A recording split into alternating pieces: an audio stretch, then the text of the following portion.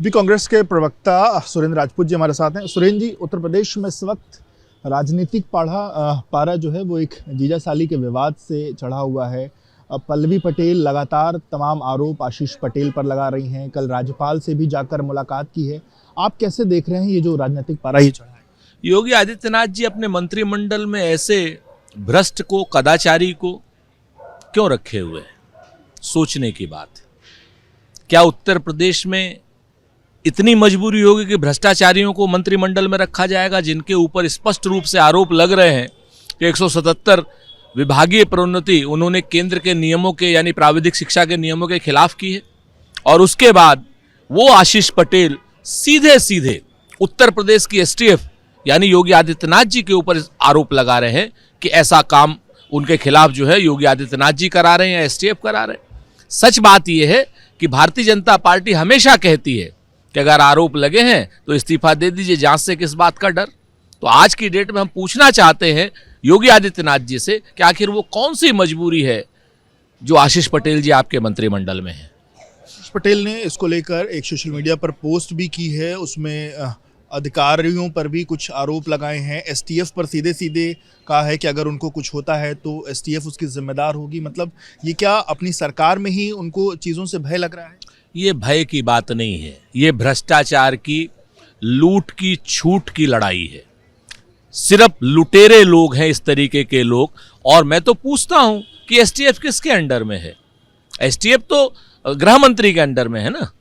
गृह मंत्री मुख्यमंत्री जी हैं, तो मुख्यमंत्री जी के ऊपर सीधे सीधे आरोप लगा रहे हैं। या तो मुख्यमंत्री जी इस्तीफा दें और या फिर आशीष पटेल को बर्खास्त करें। ये तो सीधी सीधी सी बात है। एसटीएफ के ऊपर आरोप यानी योगी आदित्यनाथ जी के ऊपर आरोप है।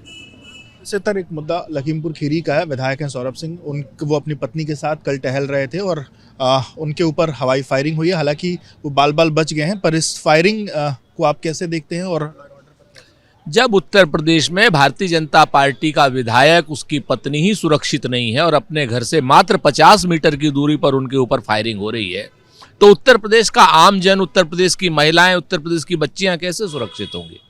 योगी आदित्यनाथ जी की सरकार के ऊपर ये एक बड़े धब्बे की तरीके से है और ये स्पष्ट कर रहा है कि पुलिस कहीं ना कहीं नाकाम है, नाकारा है और निकम्मी है।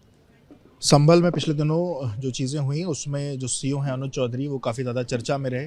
कल वो वापस से एक बार चर्चा में आए हैं। जो किष्किंधा से जो रथ यात्रा आई थी, उस रथ यात्रा को वो वहाँ कानून व्यवस्था की चाक चौबंद रखने के लिए वहाँ उसको लीड कर रहे थे, पर उनके हाथ में वो जो चीज़ें लेकर चल रहे थे उसको लेकर लोगों ने सवाल खड़े किए हैं।